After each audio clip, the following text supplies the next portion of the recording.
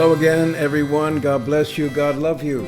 Today's April 10th, and we're getting closer and closer to Passion Week. Sunday, the 13th of April, starts that week, Palm Sunday. And so the world is focusing in on this time, this very important time of the life of Jesus Christ and the life of the world. If there is any importance, any significance, any magnificent truth of the Christian way, it's not about doing good things and not doing bad things, although that is a result of the Christian way. It's not about being a Bible scholar. It's not even about going to church, although all those things are follow-on behaviors for those of us who are following Jesus Christ. The primary message of the gospel is two words. We'll get to those words after our lesson. Hey, I want to mention as a sidelight, but something you might want to enjoy, I have a new novel out, and all my novels have to do with spiritual warfare. And this one is a standalone, and it's called I Can't Live Here Anymore. Here's a picture of the book, I Can't Live Here Anymore, The Great American Divorce. And it is, my imagination about what could happen if we continue on this divisive, hateful course that we're on between one political party and another. And there's the website where you can buy this book on my bookstore, my online bookstore. Okay. Last week we saw Jesus of Nazareth humiliated, scourged, wearing a crown of thorns and a purple robe, mocking him as the king, standing with Pilate before the people. So we have this crowd of people in the courtyard before the Roman court, and they are yelling at Pilate to crucify Jesus and to free Barabbas. So we've covered that last time, and we'll start here with the Gospel of John, chapter 19 and verse 12. From then on, Pilate sought to release him, but the Jews cried out, "If you release this man, you are not Caesar's friend. Everyone who makes himself a king opposes Caesar." So the offense that they have brought before Pilate is the fact that Jesus has claimed that he is the king of the Jews. Now this is a political problem for Pilate because he is loyal to Caesar, the king, the Roman king. And he's a politician, so he's got to please the people of Israel, the temple leaders and the people of Israel, and he's got to please his political chain of command coming out of Rome. And so the Sadducees, the Pharisees, the scribes, the elders, who are all part of the crowd, in fact, they're inciting the crowd. They're influencing the crowd. They come out with this statement that puts Pilate in a political box. They're saying, if you release this man, you are not Caesar's friend. Everyone who makes himself a king opposes Caesar. So he's trying to get out of convicting Jesus because he said before he sees no part in him. He sees no problem with him. He looks like an innocent man to me. So they put him in this box.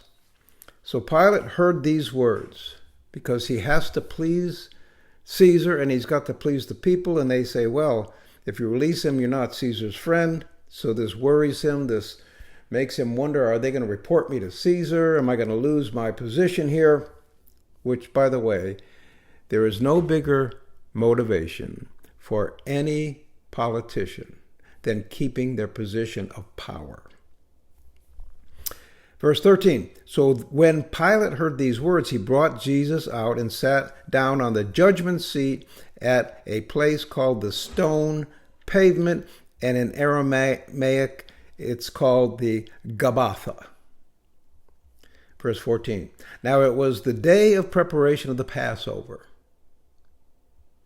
It was about the 6th hour, which is noon. He said to the Jews, behold your king. Kind of saying this is what he claims to do. This is what Jesus is claiming to do. This is the offense that you brought before me.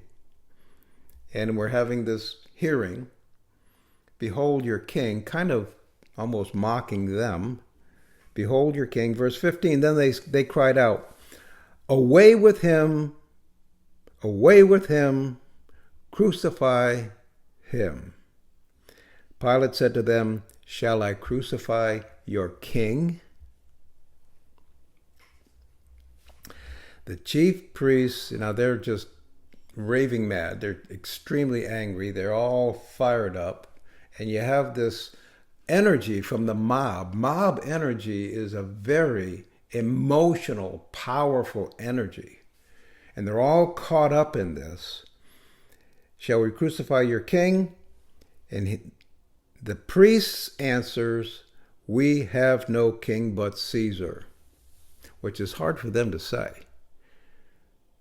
Because really, they're an occupied country by the Romans.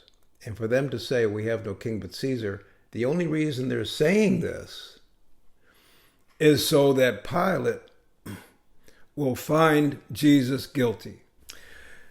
Verse 16, so he delivered him over to them to be crucified.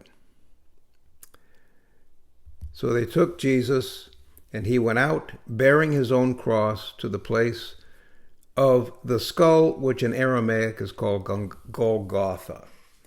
Now we complete this scene in the book of Luke, chapter 23. So over in the book of Luke, chapter 23, starting in verse 26, they led him away. They seized one Simon of Cyrene. So Jesus is hauling this massive, heavy piece of lumber, 14 inches by 14, a huge piece of wood, and he's already scourged. His back almost has no skin on it, no muscle on it. The bones of his ribs are showing through his back. His face is covered with blood. He's in excruciating pain and having this massive beam on his back. He's walking up what people now call the Via Dolorosa, which means the way of suffering. And he's hauling this massive beam. And so what they do is they realize that as Jesus is struggling and falling and crawling, they seize a man named Simon, who's a Cyrene, who was coming in from the country, and they laid the cross on him to carry behind Jesus. And there followed him a great multitude of people and women who were mourning and lamenting for him. But turning to them, Jesus said, daughters of Jerusalem, can you imagine in all of this suffering, all of this blood, all of this pain, Jesus still has the compassion on the crowd, and he gives a prophecy. He says, daughters of Jerusalem, do not weep for me, but weep for yourselves and for your children. For behold, the days are coming when they will say, blessed are the barren and the wombs that never bore and the breasts that never nursed. That's what Jesus said. He's talking about the last days. Verse 30, then they will begin to say, for the mountains, fall on us, and to the hills, cover us. For if they do these things when the wood is green, what will happen when it is dry?